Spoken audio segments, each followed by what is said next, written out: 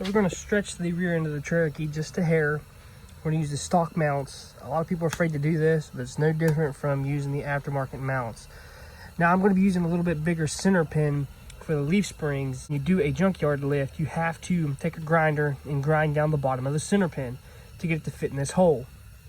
What I'm going to do is actually ream out these holes for adjustment. I'm going to be taking a reamer from Harbor Freight. It's a Cobalt reamer. I paid like 20 bucks for it. I'm just going to go ahead and ream it out to the size of the center pin that I'm using.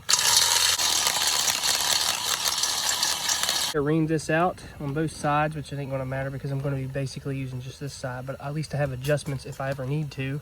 We're actually going to mount the center pin from the leaf spring on the front to stretch back a hair.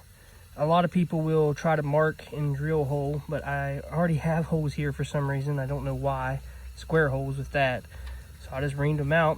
Now I have adjustable rear end. Basically, to get your stock perch to work, you have to cut this out, which I'm going to shave it up. I was just mocking it up, make sure it's going to fit. And I'm going to clean all this up, but you got to cut a slot in it so you have enough room to center all this stuff so it's not on a bind. I got plenty of engagement with the leaf spring once this is tightened down and your pin's up here, so it doesn't matter. It just holds it in place. So don't worry about that. I did run another bead on both sides and on the inside to make that stronger. As you can see, it moves it back just a hair, especially when you get a rough country lift or a cheaper lift. Sometimes the leaf spring brings the axle a little bit forward and it makes it unpleasing for the eye. It doesn't hurt it, but as you can see, it stretches it back a little bit. You really can't tell with mine because I've cut so much out right here.